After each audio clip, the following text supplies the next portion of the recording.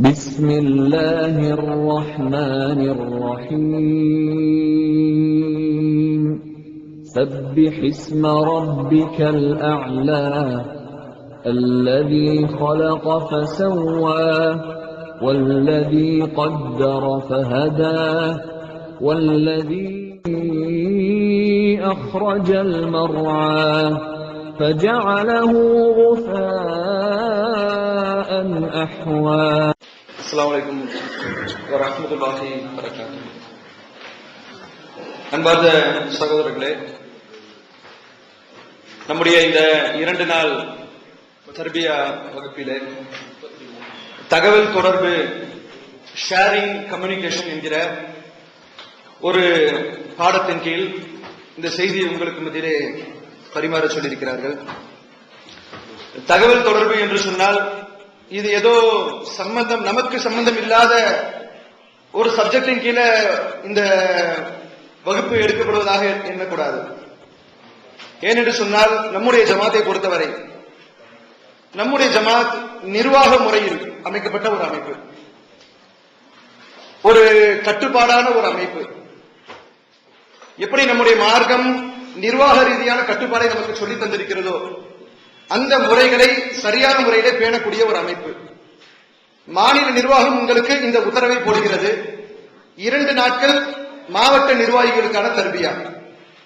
நமக்கு எத்தனையோ வேலைகள், எத்தனையோ அலுவல்கள், எத்தனையோ சொந்த பிரச்சனைகள் எல்லாவற்றையும் தூக்கி வைத்துவிட்டு மாநில நிர்வாகம் சொன்னால் உடனே அசம்பிளாக தயார்.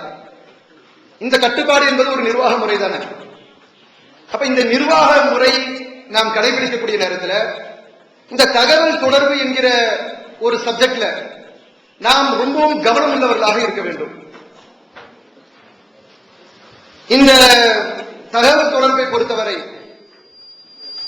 எந்த ஒரு நிர்வாகமாக இருந்தாலும் சரி, அவங்க இயக்கம் தாண்டி ஒரு கம்பெனி நிர்வாகமாக இருந்தாலும் வேற எந்த ஒரு அட்மினிஸ்ட்ரேஷனாக இருந்தாலும் அனைத்து நிர்வாகத்திற்கும் முதுகெலும்பாக முக்கிய கருவியாக இயங்குவது இந்த ஷேரிங் கம்யூனிகேஷன், தகவல் பரிமாற்றம். இந்த துறைதான். இந்த துறை, இந்த தன்மை எந்த நிர்வாகத்தில் பலவீனமாக இருக்கோ அல்லது எந்த நிர்வாகத்தில் முறையற்ற வகையில் அது நடைமுறைப்படுத்தப்படுதோ அந்த நிர்வாகம் சீர்குலைந்த நிர்வாகமாகிறது. நாம எவ்வளவு பெரிய கொள்கையை சொன்னாலும், எவ்வளவு பெரிய தத்துவத்தை மக்களுக்கு மத்தியிலே வைத்தாலும், எவ்வளவு பெரிய சிறந்த சிந்தனையாளர்களாக இருந்தாலும் தகவல் பரிமாற்றம் என்கிற இந்த துறையில நம்மிடத்துல ஒரு சரியான முறையை கடைபிடிக்கப்படலன்னு சொன்னா இது பலம் குறைந்த ஒரு நிர்வாகமாக மாறிவிடும். கருத்து பெரிய கருத்து தானே, சிறந்த கொள்கையை தானே சொல்றோம், எல்லாம் சரிதான். நிர்வாகத்திற்கு எது பேச அது நம்ம இடத்துல இல்லையே, அந்த ஒன்றே நம்முடைய சிறப்பு தன்மைகளை இல்லாம ஆக்கிடும். அப்போ மாவட்ட நிர்வாகிகளாக இருக்கக்கூடியவர்களுக்கு இந்த தகவல் தொடர்பு என்றால் என்ன, நாம் அதில் எந்த அளவில் இருக்கிறோம், இன்னும் நாம் எந்த அளவிற்கு மேம்படுத்திக் கொள்ள வேண்டும் என்பதற்காகத்தான் ஒரு அரை மணி நேரத்தில் எந்த அளவிற்கு உங்களுக்கு இதை விரிவாக சொல்ல முடியுமோ அந்த அளவிற்கு நாம் விரிவாக சொல்றோம். தகவல் பரிமாற்றத்தை பொறுத்த வரைக்கும் என்னன்னு கேட்டா, நீங்க ஒரு செய்தியை இன்னொருத்தருக்கு சொல்லுவீங்கல்ல, ஒருத்தர் நீங்க ஒரு போன் மூலமாக அல்லது நேரடியாக சந்திக்கும் பொழுது ஒருத்தர் பேசிக்கிறோம். தர்பியா நடக்கிறனால நீங்க எல்லாம் சும்மா உட்கார்ந்துருக்கீங்க. தர்பியாக்கு ஒரு 10 நிமிஷம் டீ டைம் அப்படின்னு சொன்னா என்ன செய்வீங்க? இப்படி அமைதியா உட்கார்ந்துருப்பீங்களா? இருக்க மாட்டோம். உடனே நம்முடைய இயல்பு என்னன்னு கேட்டா, பக்கத்துல இருக்கிறவரோட ஏதாவது விஷயத்தை ஷேர் பண்ணிப்பீங்க. உண்டா இல்லையா? உண்டு. ஏன் தர்பியா நடக்கும்போது பொதுக்குழு 4000 பேரை உட்கார வச்சிருந்தா 2000 பேர் மசூரா தான் பண்ணிக்கிட்டு இருக்கீங்க. எத்தனை மணிக்கு டிக்கெட் போட்டிருக்கு? துணி காய வச்சிருமே, காஞ்சிருக்குமா? போறதுக்கு கரெக்டா இருக்குமா? பொதுக்குழு இழுக்கிற மாதிரி தெரியுது, கரெக்டா முடிப்பாங்களா? எல்லா மசூராவும் பின்னாடி இருக்கிறவங்க செஞ்சுட்டு இருப்பாங்க. இன்னும் சிலர் ரொம்ப அமைதியா இருப்பாங்க. ஆச்சரியமா இருக்கும், என்னடா சலசலப்பு ஒரு பக்கம் இருந்தால் இன்னொரு பக்கம் மயான அமைதியா இருக்கேன்னு பார்த்தா உண்மையிலே ஒரு மயானத்துக்கு போயிருவாங்க. கொளுத்துற கோடை பருவத்தில் உங்களுக்கு பொதுக்குழு செயற்குழு வைத்தாலே இந்த நிலைமைன்னு சொன்னா குழு ஊட்டியில சொல்லவே தேவையில்லை. அடிப்படை கொள்கையை தமிழ்நாடு தௌஹீத் ஜமாத் இஸ்லாத்தை எடுத்து சொல்லுது. இந்த ஜமாத்தினுடைய உயிர் மூச்சாக இருக்கக்கூடிய கொள்கையை உங்களுக்கு எடுத்து சொல்லிட்டு இருக்காங்க. ஆனால் நீங்கள் நல்லா மூச்சு சுவாச காற்று விட்டுக் கொண்டு ஒரு பக்கம் தூக்கத்தில் இருக்கவர் தூங்கி கொண்டு தான் இருக்கீங்க. இதுவே ஒரு நிர்வாக குறைதான். தூக்கம் எல்லாருக்கும் தான் வருது. பேசுறவரை எம்ஐ எப்படி தூங்க மாட்டாரா? எல்லோருக்கும் தூக்கம் குறைவுதான். ஆனால் 2 நாள் தியாகம் என்று செலவழித்ததுல எப்ப முழு பலன் அடைவோம்னு கேட்டா, இந்த தகவல் பரிமாற்றம் என்ன உங்களுக்கு சொல்லப்பட்டதோ எல்லோரும் சரியான முறையில் அப்சர்வ் பண்ணிட்டீங்களா? எம்ஐ என்ன 1.5 மணி நேரம் உங்களுக்கு வகுப்பெடுத்தாரோ அந்த 1.5 மணி நேர வகுப்பை முழுமையாக நாங்கள் செவியேற்றோம், முழுமையாக கேட்டுக்கொண்டோம் அப்படின்னு சொல்ல முடியுமா? சொல்ல முடியாது. இதுதான் கம்யூனிகேஷன். ஒருவர் 500 பேருக்கு முன்னாடி பேசுவதும் சரி, வாய்ப்பு கிடைத்தவுடன் நீங்கள் ஒருவருக்கு ஒருவர் பேசிக் கொள்வதும் சரி, இடைவெளி கிடைக்கும் பொழுது உங்கள் மனைவி குடும்பத்தாரோடு பேசுவதும் சரி, இதுதான் தகவல் பரிமாற்றம். பல பரிமாணத்தில் இருக்கும். நிர்வாகத்தில் கடைபிடிக்க வேண்டிய தகவல் பரிமாற்றங்கள் என்ன, அதனுடைய முறைகள் என்ன அப்படின்னு கேட்டா, நாம் பேசிக் கொள்ளுகிற விஷயங்கள், ஒரு நிர்வாகி இன்னொரு நிர்வாகிகிட்ட பேசுறதோ, அல்லது மாவட்ட நிர்வாகிகள் கிளை நிர்வாகிகளிடத்தில் பேசுறதோ, அல்லது ஒரு பொதுக்குழுல மக்களுக்கு மத்தியில் நீங்கள் பேசுவதோ, இது அத்தனையும் தகவல் பரிமாற்றங்கள் தான். இத்தனை பரிமாற்றங்களிலும் குறைந்தது 5 அடிப்படையான விஷயங்கள் கடைபிடிக்கப்பட வேண்டும். இந்த 5 விஷயங்கள் என்று குறிப்பிட்டு சொல்றோமே, எல்லோரும் உங்களுடைய கவனத்தை கூர்மையாக இருக்குங்க. 5 விஷயங்களில் நாம் எந்த அளவுல இருக்கிறோம்? 5ல ஒரு 2 கடைபிடிக்கிறோமா? இன்ஷா அல்லாஹ் இந்த 3 கடைபிடிப்போம்.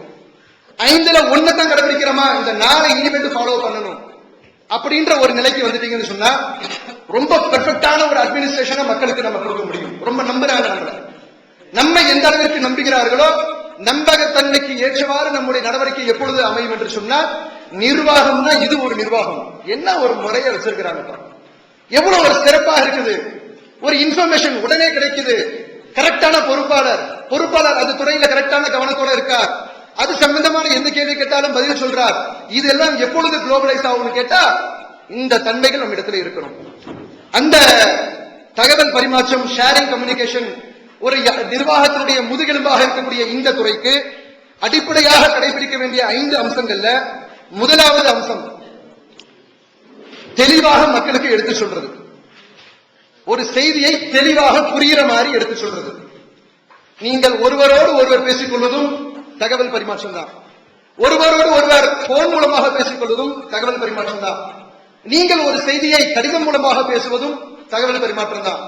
SMS மூலமாக சொல்வதும் பரிமாற்றம் தான்.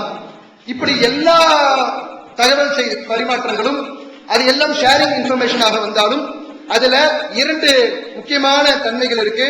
ஒன்று சொல்றவர், செய்தியை தெரிவிப்பவர். மற்றொன்று செய்தியை கேட்பவர். இத நிர்வாகத்துறையில் எப்படி சொல்லுவாங்கன்னு கேட்டா, எக்ஸ்பிரஸ் இன்ஃபர்மேஷன், செய்தியை பரிமாறிக்கொள்பவர். லிசனிங் இன்ஃபர்மேஷன், செய்தியை கேட்பவர்.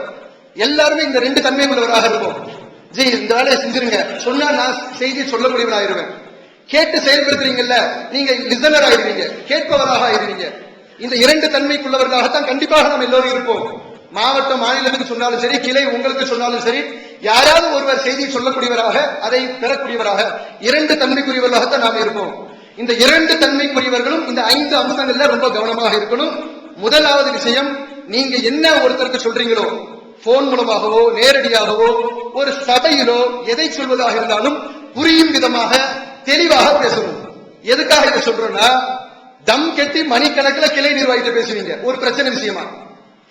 நீங்க என்ன டைரக்ஷன் பண்ணீங்களோ அதற்கு எதிரான வேலையை அவர் செஞ்சு வச்சிருப்பார். செஞ்சு முடிச்ச பிறகு, விளைவு உங்களுக்கு வந்த பிறகு போனை போட்டு, யோ சுபேரு என்னையா காரியம் செஞ்சு வச்சிருக்க, நான் உனக்கு என்ன சொன்னேன், நீ என்ன செஞ்சிருக்கிற, ஜி நீங்க என்ன சொன்னீங்க எனக்கு ஒன்னும் புரியலையே, நீங்க இப்படி சொன்னதான் நான் புரிஞ்சுக்கிட்டேன். இந்த பிரச்சனை எல்லாம் வருதா நிர்வாகத்துல வரும். நாம என்ன பேசுறோம் நமக்கே தெரியாத மாதிரி பேசுறது, அப்படி இருக்கக்கூடாது. இந்த நிர்வாக துறைகள்ல இதற்கு எப்படி பேர் சொல்றாங்கன்னு கேட்டா, முதல்ல திங்க் பிஃபோர் யூ ஸ்பீக்ன்றாங்க. பேசுவதற்கு முன்பு நல்ல சிந்தனையோட எண்ணத்துக்காக போன போடுறோம். உங்க போனை அட்டன் பண்றவர் ஒரு வேலையில இருக்கிறார், மெனக்கிட்டு உங்க போனை அட்டன் பண்றார். அப்படி அட்டன் செய்யக்கூடியவருக்கு எதற்காக போடுகிறோமோ அந்த செய்தியை தெளிவாக எடுத்து சொல்றது, புரியும் விதமாக எடுத்து சொல்றது. புரிந்தவர் அப்பதான் கரெக்டாக நடக்க முடியும். நாம நிறைய பேசுறதுக்காக பேசிட்டோம்னு சொன்னா என்ன சொல்லணும்ன்றது அவரும் விளங்கிக்க முடியாது. ஏருக்கு மாறான விஷயங்கள் தான் நடக்கும். சொன்னதுக்கு மாற்றமான காரியங்கள் பல இடங்களில் புரிதல்ல ஏற்படக்கூடியதுல ஏற்படுதுன்னு சொன்னா அவங்கள்ட்ட மட்டும் உள்ள குறை இல்ல, அதை எடுத்து சொல்றோம் பாருங்க, சொல்லுவதிலும் சில நேரங்களில் குறை ஏற்படுது. அதே போல ஸ்பீக் கிளாரிட்டின்னு சொல்லுவாங்க, பேசுவதை தெளிவாக எடுத்து சொல்றது. பேசுவதற்கு முன்பு சிந்தனையோட பேசுவது. என்னத்துக்காக போன போட்டோம், அந்த மெசேஜ் தான் மனசுல இருக்கணும். பேச்சுக்கல்ல ஒவ்வொருத்தருக்கும் ஒவ்வொரு விதமான ஸ்டைல் இருக்கும். மெசேஜ் தான் மண்டையில இருக்கணுமே தவிர என்ன பேசுறன்ற பேச்சுக்கல்ல கவனம் இருக்கக்கூடாது. என்ன மெசேஜ் கொடுக்கணும், என்ன டைரக்ஷன் பண்றோம், அந்த டைரக்ஷன் தான் மனசுல இருக்கணும். இது ஒரு செய்தி. அடுத்தது சொல்றதை தெளிவாக எடுத்து சொல்றது. இப்படி இரண்டு தன்மைகளோடு இருக்கணும். இதை கூடுதலாக சொல்றதா இருந்தா நம்முடைய மார்க்கம் இருக்கு பாருங்க, இந்த நிர்வாகத்துறை சம்பந்தமாக நம்ம பேசுறதெல்லாம் ஏதோ ஆபீஸ் அட்மினிஸ்ட்ரேஷன்ல உள்ள விஷயங்களை பேசல. நம்முடைய மார்க்கம், குறிப்பாக நபிகள் பெருமானார் ஸல்லல்லாஹு அலைஹி வஸல்லம் அவர்கள் நமக்கு கற்றுக் கொடுத்திருக்கக்கூடிய நிர்வாக முறை இருக்கு பாருங்க. இன்னைக்கு உலகத்தில் இருக்கக்கூடிய பெரிய பெரிய அட்மினிஸ்ட்ரேஷன்ல அந்த முறையை தான் கடைபிடிக்கிறோம். தெளிவாக எடுத்து சொல்வது, சிந்தனையோடு பேசுவது எல்லாம் நீங்க திருக்குறான்ல கூட எடுத்து பார்க்கலாம். ரசூல் ஸல்லல்லாஹு அலைஹி வஸல்லம் உடைய போதனைகள் எடுத்து பார்க்கலாம். ஒரு அடிய ஒருத்தன் பேசுறான், சிந்தனை இல்லாம பேசிடுறான். அவன் பேசியதனுடைய விளைவு நரகத்தில் இரண்டு கிழக்குக்கும் மேற்குக்கும் இடைப்பட்ட தூரத்தில் அவன் நரகத்தில் விசிறி எடுக்கப்படுறான். பேச்சுக்களினால் ஏற்படக்கூடிய விளைவு.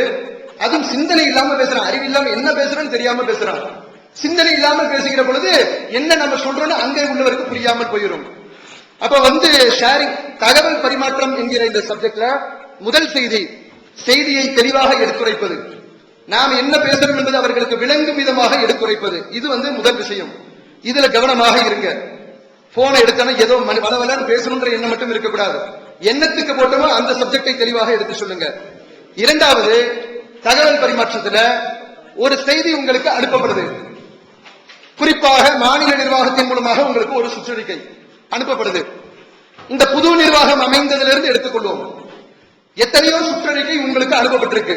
இங்க வந்திருக்கக்கூடியவங்க எல்லாரும் மாவட்ட நிர்வாகி தான். ஆனா நாங்க எப்படி கம்யூனிகேட் தொடர்பு கொள்வோம்? ஒரு தஞ்சை வடக்குன்னு சொன்னா தஞ்சை வடக்குல மாவட்ட தலைவருக்கு இந்த கடிதம் அனுப்பப்படும். மாநிலத்தோட செய்தி இது ஒட்டுமொத்த தமிழகம் முழுவதுமாக கடைபிடிப்பதற்கு ஒவ்வொரு மாவட்டங்களுக்கும் அனுப்பப்படக்கூடிய செய்தி. எவ்வளவு கவனத்தோடு அந்த செய்தி நீங்க பெறணும். மாநிலத்திலிருந்து அனுப்பப்பட்டது என்று சொன்னவுடன் உள்ள செய்தி என்ன? இது உங்களுக்கு மட்டும் அனுப்பப்பட்ட செய்தியா? ஒரு குறிப்பிட்ட தலைவருக்கு சொல்லப்பட்ட செய்தியா? மாவட்ட நிர்வாகிகள் யார் யார் இருக்கிறீர்களோ அனைவருக்கும் சொல்லப்பட்ட செய்தி. அனுப்பப்பட்ட கடிதங்களை இதுவரை உங்களுக்கு உங்க மாவட்ட நிர்வாகிகள் யார் கடித தொடர்பு தலைமையோடு வைத்திருக்கிறார்களோ அவர் உங்களுக்கு சரியான முறையில் சொல்லிக் கொண்டிருக்கிறாரா? அப்ப இந்த தகவல் பரிமாற்றம் என்கிற விஷயத்துல உரியவர்களுக்கு செய்தி எடுத்துரைப்பது. யாருக்கு மாவட்ட நிர்வாகத்துக்கு அனுப்பணும்னு சொன்னா அந்த மாவட்ட நிர்வாகிகள் அத்தனை பேரும் கையை தூக்குங்கன்னு சொன்னா 10 பேர் தூக்காம இருந்திருந்தா பரவாயில்லை. 10 பேர் மட்டும் தூக்கி மற்றவர்கள் தூக்கவில்லை என்று சொன்னா மாநிலத்திலிருந்து இத்தனை சர்க்குலர் அனுப்புனதுல என்ன பலன் இருக்கு, என்ன பிரயோஜனம் இருக்கு சொல்லுங்க. எவ்வளவு செய்திகளை நாங்க உங்களோட ஷேர் பண்ணிட்டு இருக்கோம். எவ்வளவு முக்கியமான அறிவிப்புகள், முக்கியமான முடிவுகள் எடுக்கப்பட்டு தலைமையில முழு நேர அலுவலர் இருக்கக்கூடிய நாங்க ஒவ்வொரு செய்திகளை உங்களோட எதை ஷேர் பண்ணணுமோ அதை நாங்க உங்களுக்கு அனுப்பும் போது இதுல நீங்க இவ்வளவு கவனமற்று இருப்பதினால் என்னென்ன விளைவு ஏற்படுது தெரியுமா? இந்த வரைக்கும் மாவட்ட நிர்வாகி, நம்ம ஜமாத்துடைய ஒரு மாவட்ட நிர்வாகி, ஒரு கிளை நிர்வாகிக்கு அந்த விஷயம் தெரியலன்னா கூட பரவாயில்ல, மாவட்ட நிர்வாகி போன் அடிப்பார். யாருக்கு? நம்ம சையீத் இப்ராஹிம் போன் அடிச்சு ஹலோ அஸ்ஸலாமு அலைக்கும், அப்ப வெள்ளிக்கிழமை கரெக்டா 12:15 அவர்களுக்கு ஜும்மா ஞாபகம், தாய் வந்துட்டாரா வரலையா, யார போட்டிருக்காங்க, இந்த சிந்தனை எல்லாம் எப்போ வரும்னு கேட்டா 12 மணிக்கு மேலதான் நம்ம பிள்ளைகளுக்கு வரும். அந்த நேரத்தில் யாரை நிம்மதியில்லாம ஆக்குறது? இவருக்கு போன் அடிக்கிறது. போன் அடிச்சு ஹலோ அஸ்ஸலாமு அலைக்கும் சையீத் இப்ராஹிம் பாய், அவர் போனே எடுக்க மாட்டார், ஜும்மா எடுக்க மாட்டார். அப்படியே எடுத்தாலும் எங்க கேட்க போறீங்க?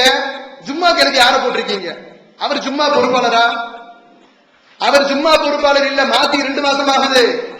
2 மாத காலம் இந்த தலைமை இந்த ஜமாஅத்தினுடைய ஜும்மாவிற்கு யார் பொறுப்பாளர் என்று உங்களுக்கு தெரிவிக்கப்பட்ட பிறகும் கூட அஸ்ரஃபின் ஃபிர்தௌசி ஜும்மா பொறுப்பாளர் என்று தெரியாதவர்கள் எத்தனையோ பேர் மாவட்ட நிர்வாகிகளாக இருக்கிறாங்க.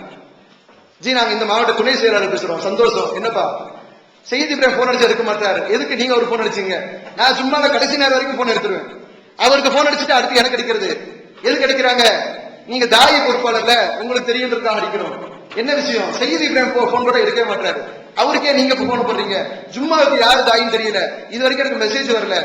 மெசேஜ் உங்களுக்கு அனுப்பியிருப்பாரு, அது சையீத் இப்ராஹிம் அனுப்ப மாட்டாரு, அஸ்ரஃப்தீன் அனுப்புவாரோ, அவர் எப்ப போட்டீங்க? மாவட்ட நிர்வாகிகள் கேட்கிறாங்க. அப்போ ஒரு செய்தி உங்களுக்கு அனுப்பப்படுதுன்னு சொன்னா இதை விட பெரிய குடும்பம் என்ன தெரியுமா? மாவட்ட நிர்வாகிகள் இதெல்லாம் ரொம்ப சிந்திச்சு நீங்க கவலைப்படணும். வெளிவந்து விட்டது தவறான வாதங்களும் தக்க பதில்களும். சகோதரர் PJ அவர்கள் உரையாற்றிய ரமலான் மாத தொடர் சொற்பொழிவு. மறைவான ஞானம் அல்லாஹ்வை தவிர வேறு யாருக்கும் உண்டா? சத்தியம் எது, அசத்தியம் எது? இறந்தவர்களால் செவியேற்க முடியுமா? நபிமார்களுக்கு இறைவன் வழங்கியதையன்றி வேறு ஏதும் மறைவான ஞானங்கள் உண்டா? தர்கா, தரீகா வழிபாடுகள் சரியா? மனிதன் கடவுளாகி விட முடியுமா? தவறான கொள்கையில் இருப்பவர்களின் வாதங்களுக்கு குர்ஆன் ஹதீஸ் அடிப்படையில் அடுக்கடுக்கான தெளிவான சான்றுகளுடன் தக்க பதில்கள் 5 டிவிடிக்களாக விலை ரூபாய் 150 மட்டுமே. கிடைக்கும் இடம் TNTJ வீடியோ விஷன், நம்பர் 30, அரண்மனைக்காரன் தெரு, மண்ணடி, சென்னை 1, செல் 9500168989. இதுல இருந்து கிரேட் எஸ்கேப் ஆறதுக்கு ஒரு அழகான ஐடியா நானே உங்களுக்கு சொல்லி தரேன். அதாவது குருடனாகவும் சப்பானியனாகவும் மூக்கு பெரியனாகவும் கால் உடைந்தனாகவும் கை உடைந்தனாகவும் கூணனு இது எல்லா குறையும் ஒரே ஆளுக்கு இருக்கும்ல, அவன் வரக்கூடாது அப்படின்னு சொல்லிட்டீங்கன்னா நல்ல ஐடியா. இதுல இருந்து தப்பிச்சிடலாம். நித்திய ஜீவனை அடையக்கூடிய வழி என்னன்னு கேட்டா காட்டி இதுதான் வழிங்கிறீங்க. இதுல நிறைய பொய் இருக்குன்னு கேட்டா ஆமா எங்களுக்கு தெரியுமே, மனித கரங்கள் விளையாடுறதுக்கு ஆமா எங்களுக்கு தெரியுமே அப்படிங்கிறீங்க. அடுக்கடுக்கான கேள்வி கணைகளுக்கு அமைதி காத்த பாதிரியார்கள், படிக்க முடியாத பைபிள் வசனங்கள், கிறிஸ்தவர்களை திணற வைத்த விவாதம் ஒரு டிவிடியாக விலை ரூபாய் 30 மட்டுமே. கொரியர் செலவு தனி. கிடைக்கும் இடம் TNTJ வீடியோ விஷன், எண் 30, அரண்மனைக்காரன் தெரு, மண்ணடி, சென்னை 1, செல் 9500168989. நாம இப்படி இருந்தோம் என்று சொன்னால் நம்மை நம்பி இத்தனை லட்சம் மக்கள் இருக்கிறார்கள், இவர்களுக்கு நாம் எப்படி பிரதிநிதியாக இருக்கிறது? என்ன பண்றீங்க? 9952035311 யார் நம்பருங்க? கடைசி நம்பர் 35311 நம்பரு. பாதி MI சுலைமான், பாதி PJ. என்ன பண்றாங்க? போனை போட்டு ஜமாத்துடைய மாநில தலைவர் இந்த நம்பரை பயன்படுத்திக் கொண்டிருக்கிறார். இதற்கு முன்பு MI சுலைமான் இருந்தாங்க, அவங்க அந்த நம்பரை பயன்படுத்தினாங்க. நம்பர் இப்ப அங்க வந்துருச்சு. போனை போடுறது ஒரு குரலை வச்சு கண்டுபிடிக்க முடியாதா? மத்த நம்ம எதிராளிகள் கூட குரலை வச்சு ஒரு இடத்துல ஸ்பீக்கர்ல மாநில தலைவரோட பேச்சு குரல் கேட்டதுன்னு சொன்னா இந்த PJ மீட்டிங் ஏதோ நடக்குது போல இருக்கு. அவ்வளவு தெளிவா அவன் இருக்கிறான். நம்ம என்ன செய்யறோம்? போனை போட்டு ஹலோ அஸ்ஸலாமு அலைக்கும், அலைக்கும் இஸ்லாம். ஒரு புள்ள இஸ்லாத்துக்கு வருது, மதரசால இடம் இருக்கா? மதரசால இடம் இருக்கானா அது சேலத்துக்கு போன் பண்ணுங்க. யாரு MI தானே பேசுறீங்க? எவ்வளவு இத்தனை வார்த்தை பேசின பிறகும் ஆஹா இது PJ தெரியாம நீங்க MI தானே பேசுறீங்க? MI குரல் குழந்தை குரல் மாதிரி இருக்கும், அவர் குரல் கொஞ்சம் கம்பீரமா இருக்கும். இதனை டிஃபரன்ஷியேட் பண்ண முடியாதா? MI இல்லையா? அப்ப நீங்க யார் பேசுறீங்க? அடுத்து நான் மாநில தலைவர் PJ சொன்ன பிறகு அஸ்ஸலாமு அலைக்கும் அண்ணே நல்லா இருக்கீங்களா? அப்ப MI எந்த நம்பரை பயன்படுத்துறாரு? MI எந்த நம்பரை பயன்படுத்துறாருன்னு போஸ்டர் அடிச்சு ஒட்டுறோம். போஸ்டர் அடிச்சு ஒட்ட பிறகுதான் மாநில தலைமை சார்பாக எல்லாருக்கும் போஸ்டர் விநியோகம். என்ன இது? MI Sulaiman number. ஏதாவது புள்ள ஓடி வருதா, பையன் ஓடி வரானா தாவா சென்டர்ல சேர்க்கணுமா, இனி இவரை தொடர்பு கொள்வதற்கு இந்த நம்பர் இப்படின்னு உங்களுக்கு கொடுக்கணுமா? பத்தாது. இந்த இன்ஃபர்மேஷன் பத்தாது. பின் பாயிண்டா இருக்கணும்.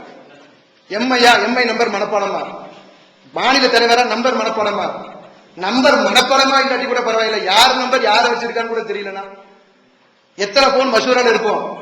ஒரு நம்ம தாயி தான் போன் அடிக்கிறாரு, 2-3 முறை வருது. அவங்க அண்ணன் பாக்குறாங்க, இவர் பண்றாரு, இவர் MIக்கு தானே பண்ணுவாரு. அதுக்கு பிறகு போன் அட்டனும் பண்ணிட்டாங்க. என்ன வேணும்? அஸ்ஸலாமு அலைக்கும் அண்ணன், நான் ரிஃப்கான் பேசுறேன். அவர் சொல்றாங்க, யார் உங்களுக்கு சுலைமான் வேணுமா? நம்பர் உங்களுக்கு மெசேஜ் அனுப்பியிருக்கேன். இன்ன வரைக்கும் இந்த நாள் வரைக்கும் 4 மாசம் ஆகி போயிடுச்சு நிர்வாகம் மாறி. அப்ப இப்படிப்பட்ட அளவுக்கு தான் நமக்கு தகவல் பரிமாற்றம் இருக்குன்னு சொன்னா, இந்த அளவிற்கு தான் ஜமாத்தினுடைய நடவடிக்கைகள் அல்லது அதில் உள்ள விஷயங்களை நாம இவ்வளவுதான் தெரிந்தவர்களாக இருப்போம் என்றால் நம்மால எப்படி நிர்வாகத்தை சீரான முறையில சரியான முறையில கொண்டு போக முடியும்? யோசனை பண்ணி பாருங்க. இது ஒரு கிளை நிர்வாகிகள் இடத்துல கூட இருக்கக்கூடாது, ஒரு உறுப்பினரிடம் கூட இருக்கக்கூடாது, ஒரு மாவட்ட நிர்வாகி இடத்துல எப்படி இருக்கலாம்? அப்ப இரண்டாவது விஷயம், செய்திகளை உரியவர்கள் மாவட்ட நிர்வாகிகளுக்கு இனி ஒரு தபால் அனுப்பப்பட்டால் ஃபர்ஸ்ட் உங்களுடைய டியூட்டி, நீங்க உங்களுக்கு தலைக்கு மேல 1008 வேலை இருக்கலாம். முதல்ல கடிதத்தை படிக்க வேண்டியது. கடிதத்தில் உள்ள செய்திக்காக நீங்கள் வாரம் விட்டு வாரம் நிர்வாகங்களுக்கு கூடக்கூடியவர்களாக இருப்பீங்க, வாரம் மசூரா செய்யக்கூடியவராக இருப்பீங்க, அல்லது மசூரா செய்யக்கூடிய நாள் தொலைவில் இருந்தால் உடனடியாக நீங்க செய்ய வேண்டிய வேலை செயலாளருக்கு போன் போட்டு ஃபர்ஸ்ட் இப்படி இருக்கணும். செய்தியை எடுத்த உடனே போனை கையில் எடுக்கணும்.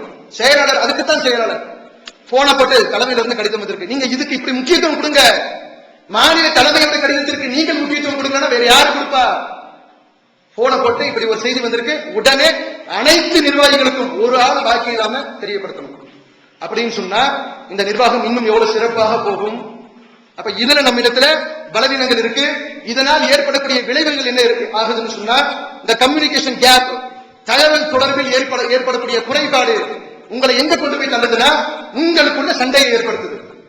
பல மாவட்டங்கள்ல பஞ்சாயத்து வரது என்ன காரணம் கேட்டா, எங்களுக்கு சரியா தகவல் வரல, ஒண்ணும் சொல்ல மாட்டாரு, தலைவர் மட்டும் மாநிலத்தோட பேசிக்கிறாரு, எங்களுக்கு நாட்டு நடப்பு ஜமாத் நடப்பு ஒண்ணும் தெரியல என்று உங்களுக்குள்ள கசப்பு ஏற்படுவதற்கு, உங்களுக்கு மத்தியில பிரச்சனைகள் உண்டாவதற்கு தகவல் பரிமாற்றத்தில் ஏற்படக்கூடிய குறைபாடுதான் மிக மிக முக்கிய காரணமாக இருக்கு. உடைச்சு எறியுங்க, இன்ஷா அல்லாஹ்.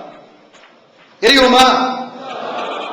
வாய்ப்பு கொடுக்காதீங்க. ஒரு செய்தி வந்தாலும், சின்ன செய்தி வந்தாலும் சரி, உடனே சம்பந்தப்பட்டவருக்கு தெரியப்படுத்துவது, அதான் உங்களுடைய முதல் வேலை. செயல்படுத்துவது இரண்டாவது வேலை, தெரியப்படுத்துறது முதல் வேலை என்பதை புரிஞ்சுக்கங்க.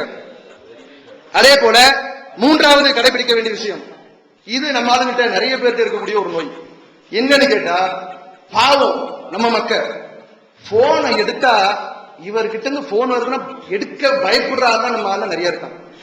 ஆஹா, இவரா போன் பண்றாரு, இப்ப எடுத்தா வைக்க மாட்டாரு, அவர் ஒரு தொழில, வியாபாரத்துல, ஒரு குடும்பத்துல, பிள்ளையோட, மனைவியோட, வெளியில டிராவலிங்ல எங்காவது இருப்பாரு. நம்பரை பார்த்தா பயப்படுற அளவுக்கு சில நிர்வாகிகள். ஏன் எடுத்தா பேசுறதுக்கு தேவையான விஷயங்கள் நிறைய இருக்கு, அதை பேச மாட்டாங்க. ஏ டு செட் போட்டு அவனை போட்டு ஒரு அமுக்கு அமுக்கி அவன் ஐயோ பாதி பேசிட்டு கட் பண்ணிடுவான். ஹலோ ஹலோ சொல்லுங்க ஜி, நீங்க பேசுறது சரியா கேட்கலையே அப்படின்னு கட் பண்ணுவான். என்ன செய்வான் அவன்? பாவம், அவன் காது என்னத்துக்காகும் போட்டு கொடுமைங்க. பெரிய அநியாயம் பண்றாங்க. போனை எடுத்தான்னு சொன்னா 4 விஷயம் இந்த எழுத சொல்லணுமா, ஜி முதியோர் இல்லம் ராஜகிரிக்கு மாத்தப்பட்டிருக்கு, செய்தியை சம்பந்தப்பட்டது சொல்லிருங்க. நீங்க ஒரு ஆளை கேட்டிருந்தீங்கல்ல அட்மிஷன் கொடுக்கணும்னு, இப்ப ராஜகிரிக்கு மாத்தப்பட்டிருக்கு, தலைமையில இன்னால தொடர்பு கொள்ளுங்க, ராஜகிரியில அந்த பொறுப்பாளர் தஞ்சை வடக்கு நிர்வாகி இருக்காரு, இவ்வளவு சொல்லி வச்சுட்டீங்கன்னா அவரு மெசேஜ் வாங்கிப்பாரு, வச்சிருவாரு. எடுத்துக்கிட்டு ரொம்ப ரொம்ப ரொம்ப ரொம்ப போட்டு அருன்னு எடுத்தா, ஒண்ணு நீங்க என்னத்துக்காக போன போட்டீங்களோ, போன போட்ட விஷயத்த அவருக்கு சொல்லிருக்கவே மாட்டீங்க. நிறைய பேருக்கு நடக்கும், அரை மணி நேரம் பேச வைப்பாரு, வச்சுட்டா இருப்பான், போனை வைப்பான், மறுபடியும் வரும், என்னடா செய்தி, போன் எடுப்பான், எடுத்தோன்னு சொல்லுவான், நான் என்ன சொல்ல வந்து அதையும் உங்களுக்கு சொல்ல வந்துருவான். ஏன்னா அரை மணி நேரம் பேசுறீங்க, ஆனா அதிகமா விஷயம் பேச வந்த மேட்ரு வேற, பேச வந்த மேட்ரு விட்டு நான் என்னமோ சொல்லிட்டேன் அப்படின்ட்டு அடுத்து இன்னொரு அரை மணி நேரம் ஆரம்பிப்பார். இது இருக்கா இல்லையா? போனை வச்ச பிறகு அடுத்து போனை போட்டு சொல்ல வந்த விஷயத்தையே மறந்துட்டேன், என்னத்துக்கு போட்டேன்னா அந்த டாபிக்கை விட்டுட்டேன். ஏன் அந்த டாபிக் விட்டீங்க? விட்டதற்கு காரணம் உங்களுக்கு ஒரு வளமை வந்து விட்டது. போன் எடுத்து அடுத்த ஆள் போட்டு அருன்னு இருக்கிறது. ஏன்னா நீங்க சும்மா இருக்கிறீங்க. உங்களுக்கு உங்க குடும்பத்துல என்ன கொண்டாடி பிள்ளைகிட்ட பிரச்சனையோ தெரியல, யாராவது ஒருத்தன் கிடைச்சா அவனை போட்டு சாத்துறது. அதனால இது தேவையற்ற பேச்சுக்கள்னால் நமக்கு நிறைய பின்னடைவும் ஏற்படும். மார்க்க அடிப்படையில் சொல்வதாக இருந்தாலும் அல்லாஹ் திருக்குறான்ல சொல்றான், நீங்க இந்த தேவையற்ற பேச்சுக்கள் பேசுறீங்களே, அதனால ஒரு பிரயோஜனமும் இல்லை. பேசக்கூடிய பேச்சுக்கள்னால் பலன் இருந்தால், யாராவது ஒருத்தருக்கு உதவி செய்வதற்கு, அவர் ஒருத்தர் வந்திருக்காரு, மருத்துவமனைக்கு கூட்டு போங்க, அல்லது மருத்துவ உதவி வழிகாட்டுதல சொல்லுங்க, இதுல நன்மை இருக்கு. தேவையற்ற பேச்சுக்கள்னால் உங்களுக்கு எந்த பிரயோஜனமும் இல்ல. பேசுற பேச்சுக்கள்ல நன்மையான பேச்சுக்களை பேசுங்க, அல்லாவே நமக்கு அறிவுறுத்துறான். அப்ப போனை எடுத்தால் போட்டு அறுக்கிற விஷயங்களை விட்டுட்டு, சப்ஜெக்ட் என்ன, 3 விஷயம் பேசுறோமா, 3 விஷயத்தை நறுக்குன்னு பேச வேண்டியது, வைக்க வேண்டியது. தேவையற்ற பேச்சுக்களை தயவு செய்து உங்களுடைய போன் தொடர்புகளிலேயோ அல்லது வேறு எந்த செய்தி பரிமாற்றத்திலேயோ கையில் எடுத்துக்காதீங்க. 4வது விஷயம் என்னன்னு கேட்டா, இது ரொம்ப முக்கியமான விஷயம். இதுவும் நம்ம இடத்துல ஒரு பெரிய நிர்வாக குறையாவே இருக்கு.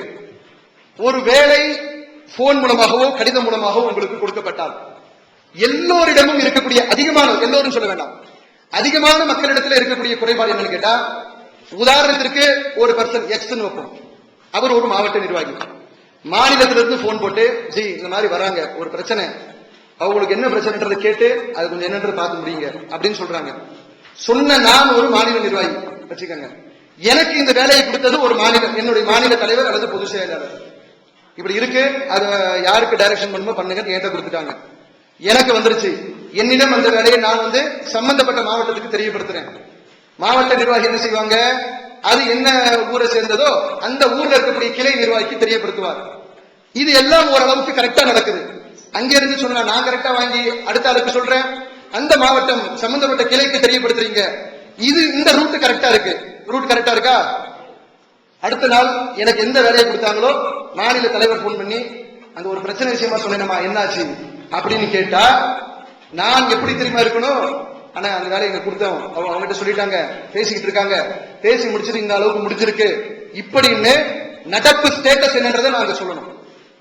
இந்த அளவிற்கு இன்ஃபர்மேஷன் கையில வச்சிருக்கணும். ஆனா நம்ம ஆட்கள்ட்ட என்ன குறை இருக்கு தெரியுமா? ஒரு வேலை உங்களுக்கு மாவட்டத்துக்கு கொடுக்கப்பட்டால் மாவட்ட தலைவர் அதற்கு அடுத்த கிளை நிர்வாகத்துக்கு சொல்வார், கிளை நிர்வாகிக்கு வேலையை பாஸ் பண்ணுவார். பாஸ் பண்ணணும், அப்படித்தான் செய்யணும். பாஸ் பண்ணிட்டு நீங்க அந்த இன்ஃபர்மேஷனை கலெக்ட் பண்ணி வச்சிருக்கீங்களா? நான் உங்களுக்கு போன் போட்டு விஜய் என்ன நடந்திருக்கு கேட்டீங்களா?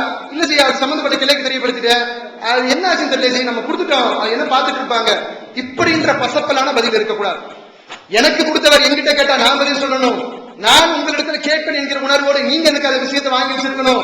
அந்த கிளை வேலையை வாங்கின கிளை வேலையை முடிச்சு கையில ரெடியா வச்சிருக்கணும். முடிக்க முடியலையா பார்த்தோம் பேசணும், ஆள் இல்ல, டோர் க்ளோஸ்டு என்ன மாதிரி சொல்லணும். கரண்ட் ஸ்டேட்டஸ் என்னன்றது டக்குனு இன்ஃபர்மேஷன் எல்லாருக்கும் தெரிஞ்சிருக்கணும். ஆனா நம்ம அதுகிட்ட இருக்கக்கூடிய குறைபாடு என்ன? ஃபாலோ அப் கிடையாது. ஒரு விஷயத்தை கொடுத்துட்டோமா அதோட சோழி முடிஞ்சு போச்சு. என்ன நடக்குது ஏது நடக்குது அதெல்லாம் நமக்கு தெரியாது. ஃபாலோ பண்றது கிடையாது. ஃபாலோ பண்றதுல ஏற்படுகின்ற குறைபாடு அதுவும் நம்முடைய ஜமாத் நிர்வாகத்துல பல நேரங்கள்ல பல்வேறு பெரிய பிரச்சனைகளை உண்டாக்குது. இன்ஃபர்மேஷனை பக்கவா கலெக்ட் பண்ணுங்க. ஒவ்வொருத்தரும் இந்த அளவிற்கு கூர்மையாக இருக்கிறோம். இப்படி கூர்மையாக நாம் இருப்போமே ஆனால் எப்படி நிர்வாகத்தை உங்களால கொண்டு போக முடியும் தெரியுமா? மாஷா அல்லாஹ் ரொம்ப அருமையான நிர்வாக செட்டப்ப ஒரு முன்னுதாரணமாக நீங்க காட்ட முடியும். ஃபாலோ அப் என்பது நிறைய பேர்கிட்ட இல்ல. ஒன்றை கொடுத்துட்டு மறுபடியும் கேட்டால் அவரிடம் இருந்து சரியான பதிலே வராது. சொல்லிருக்கேன் ஜி என்ன ஆச்சுன்னு தெரியல, இந்த மாதிரி பதில் சொல்லக்கூடிய ஒரு தன்மையும் மக்களிடத்துல இருக்கு.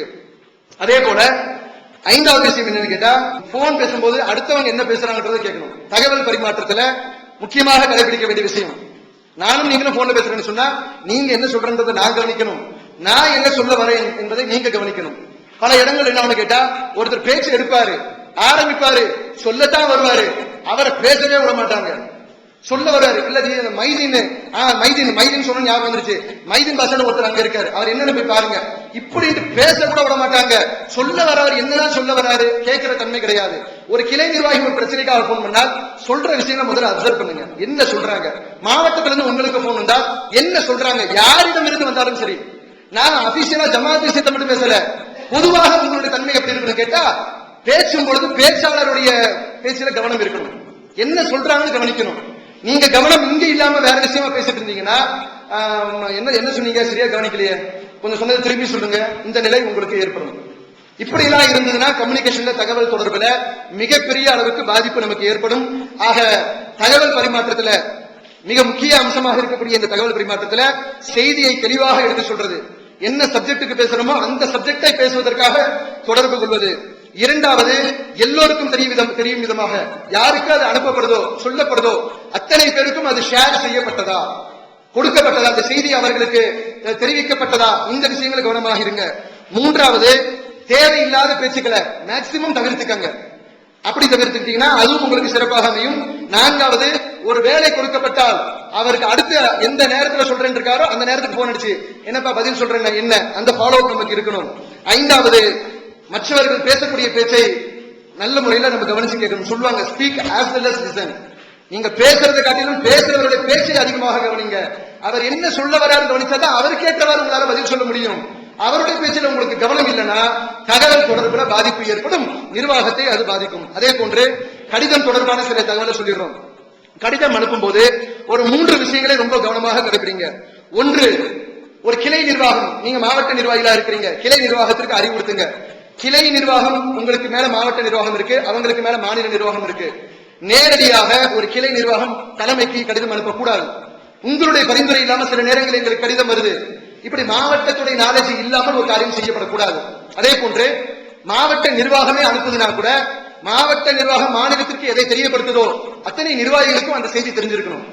அது தொடர்பாக கடிதம் பெற்றவுடன் நாங்க ஒரு நிர்வாகிக்கு போன் பண்ணுவோம், தலைவர் லைனை பிடிக்க முடியாது, செயலாளருக்கு போன் பண்ணுவோம், என்ன கடிதம் அனுப்பியிருக்கீங்களே, கடிதமா என்ன ஒண்ணு நான் அனுப்பலையே, இந்த நிலை ஏற்படுது. இதெல்லாம் அவருக்கு என்ன ஏற்படும், நம்ம ஒரு நிர்வாகத்தில் செயலாளராக இருக்கும், மக்கள் நம்மளையும் தேர்ந்தெடுத்திருக்கிறாங்க, தலைவராக இருந்துட்டு அவர் இஷ்டத்துக்கு ஆட்டம் போட்டுட்டு இருக்காரு. இந்த பஞ்சாயத்துல ஏன் வருதுன்னு கேட்டா இந்த தகவலை பரிமாறி கொள்ளாதனால ஏற்படக்கூடிய பிரச்சனைகள். அதற்கு இடம் அளிக்காதீங்க. கடித தொடர்பு வைக்கக்கூடிய நேரத்தில் எல்லோருக்கும் தெரியும் விதமாக அந்த கடித தொடர்பை அமைத்துக் கொள்ளுங்கள். அதே போன்று ஒரு கடிதம் எழுதும் போது தலைமைக்கு அனுப்பும் போது 30 பக்கம் 40 பக்கத்து கடிதம் போட்டா எப்படி படிக்கிறது? காலையில சாப்பாடு கட்டிட்டு வரோம்னா மதியானம் சாப்பாடு சாப்பிடுற வரைக்கும் உங்க 40 பக்கம் கடிதத்தை படிக்கிற வேலை மட்டும்தான் இருக்கு. வேற வேலையை பார்க்க முடியல. தலைவர் பார்ப்பாங்க, பார்த்துட்டு இத்தனை பக்கமா இருக்கு. அவங்க படிச்சானா அவங்களுடைய ஒரு 3 மணி நேரம் வேஸ்டா போகுது. சும்மா வாசிக்கிறது இல்ல, விஷயம் என்னன்னு படிக்கணும்ல. ஒரு பிரச்சனை, என்ன பிரச்சனை? ஒரு நிர்வாக அளவுல பிரச்சனைக்கு தான் 40 பக்கத்தை பயன்படுத்துவீங்க. மற்ற பிரச்சனைக்கு 4 வரைக்கும் எழுதிருவீங்க. எங்களுக்கு எம்ஐ வேணும், அதை எங்களுக்கு அனுப்பி தரும்படி கேட்டுக்கொள்கிறோம். ஒரு முறை கூட இருக்காது. மாநில தலைவர் அவர்களுக்கு அஸ்ஸலாமு அலைக்கும் வரஹ்மத்துல்லாஹ், எங்கள் ஊரில் இந்த பகுதியில பொதுக்கூட்டம் நடத்த ஏற்பாடு செய்யப்பட்டிருக்கிறது, அதற்கு இந்த பேச்சாளரை தரும்படி அன்போடு கேட்டுக்கொள்கிறோம். இப்படிலாம் இருக்காது. இவரை ஏற்பாடு பண்ணியிருக்கோம், அவரை அனுப்பி தரும்படி கேட்டுக்கொள்கிறோம். இவ்வளவுதான். 2 லைன்ல முடிப்பாங்க. பஞ்சாயத்துல 40 பக்கம். நீங்க 40 பக்கத்துக்கு கடிதம் எழுப்புனீங்கன்னா இதை நாங்க படிக்கிறதுக்கே எங்களுக்கு 40 நாள் ஆகும். அப்படி அனுப்பாதீங்க. சுருக்கமாக பிரச்சனை என்னவோ கருவு மட்டும் எழுதி அனுப்புங்க. எது சம்பந்தமாக இருந்தாலும் சரி, எது தொடர்பாக இருந்தாலும் கடிதத்தை சுருக்கமாக எழுத பழகுங்க. அதே போல என்னத்தை நீங்க தவிர்க்கணும் கேட்டா, ஒரு கடிதத்துல 1000 லெட்டர் எழுதி அனுப்புறீங்க. யாருக்கு?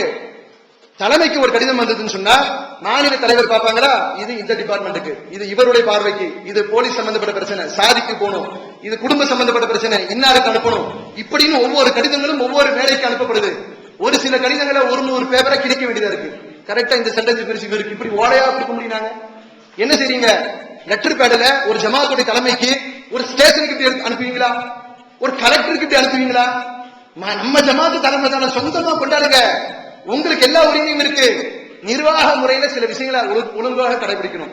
ஒரு தகவலை ஒரு கடிதத்தின் மூலமாக கொடுத்தால் அந்த பிரச்சனைக்காக அந்த இலாக்காக்கு அனுப்பப்படும். நீங்க பாட்டுக்கு ஒரு கடிதத்துல மொத்தத்தையும் அனுப்பி எழுதிட்டு கடைசியில இன்னொரு செய்தி இருக்கு, எழுத இடம் இல்ல, அதை இந்த பக்கமா சுருக்கி ரொம்ப கஷ்டப்பட்டு போட்டு இப்படிக்குன்றத ரொம்ப கண்ணுக்கே தெரியாம, யார் இப்படிக்கு அவர் பேரும் தெரியாது ஊரும் தெரியாதுன்ற அளவுக்கு சில கடிதங்கள் வருது. சிலவங்க நல்ல மேக்சிமம் ஒழுங்காக அனுப்புறீங்க. ஒரு சிலரிடத்துல இந்த குறைபாடும் இருக்கு. ஒரு கடிதத்திலே எல்லா செய்திகளையும் எழுதி அனுப்புறது, அந்த முறையும் தவிர்த்துக் கொள்ளுங்கள். குறிப்பாக முதல்ல நம்ம சொன்ன விஷயங்களை கடைபிடித்துக்கங்க. இதனால நிறைய நமக்கு மத்தியில் ஏற்படுகின்ற மனக்கசப்புகள் நீங்கும், நிர்வாகத்தை திறன்பட கொண்டு போக முடியும். இந்த ஜமாத்தை இன்னும் மென்மேலும் வளர்ப்பதற்கு இது நமக்கு பெரிய அளவிற்கு உதவி செய்யும் என்று கேட்டுக்கொண்டு நிறைவு செய்கிறேன். வாஹிருதவானா அல்ஹம்துலில்லாஹி ரப்பில் ஆலமீன். தமிழ்நாடு தௌஹீத் ஜமாஅத்தின் ஆதரவற்றோர் இல்லம் இறைவனுக்கு செய்ய வேண்டிய கடமைகளுக்கு அடுத்தபடியாக பெற்றோரை பேணுவது பற்றி இஸ்லாம் அதிகமாக வலியுறுத்துகிறது. பெற்றோரை பேணாதவர்கள் மறுமையில் வெற்றி பெற முடியாது என்று இஸ்லாம் அறிவுறுத்துகிறது. ஆயினும் இஸ்லாத்தின் இந்த கட்டளையை சில முஸ்லிம்கள் அலட்சியம் செய்து பெற்றோரை வீட்டை விட்டு விரட்டுகின்றனர், பெற்றோரை பிச்சைக்காரர்களாக மாற்றுகின்றனர். இந்த அவல நிலைக்கு பரிகாரம் காணும் வகையில் முதியோர் ஆதரவு இல்லத்தை தமிழ்நாடு தௌஹீத் ஜமாஅத் நடத்துகிறது. தாயன்புடன் உணவு, உடை, மருத்துவம் உள்ளிட்ட 24 மணி நேரமும் செவிலியருடன் கூடிய பராமரிப்பு மற்றும் தனி ஆம்புலன்ஸ் வசதி, இவை அனைத்தும் முற்றிலும் இலவசமாக செய்து தரப்படுகிறது. அனாதைகளை அரவணைப்பவரும் நானும் சொர்க்கத்தில் இணைந்திருப்போம் என்ற நபிகள் நாயகம் ஸல்லல்லாஹு அலைஹி வஸல்லம் அவர்களின் அமுத மொழியை ஏற்று அனாதைகளை அரவணைக்கும் இல்லமும் தமிழ்நாடு தௌஹீத் ஜமாஅத் நடத்தி வருகிறது. இப்பணியை தொடர்ந்து செய்திட உங்கள் நன்கொடைகளையும் ஜகாத்தையும் தாராளமாக வாரி வழங்குமாறு கேட்டுக்கொள்கிறோம். உங்களது நன்கொடைகளை டிடியாகவோ செக்காகவோ மணி ஆர்டராகவோ அனுப்பலாம். டிடி அனுப்புபவர்கள் தமிழ்நாடு தௌஹீத் ஜமாஅத் வங்கி கணக்கு எண் 7882748827 இந்தியன் வங்கி மண்ணடி கிளை என்ற பெயரில் எடுத்து அனுப்ப வேண்டிய முகவரி தமிழ்நாடு தௌஹீத் ஜமாஅத் மாநில தலைமையகம் 30 அரண்மனைக்காரன் தெரு, மண்ணடி, சென்னை 1. போன் 04425215226. Allah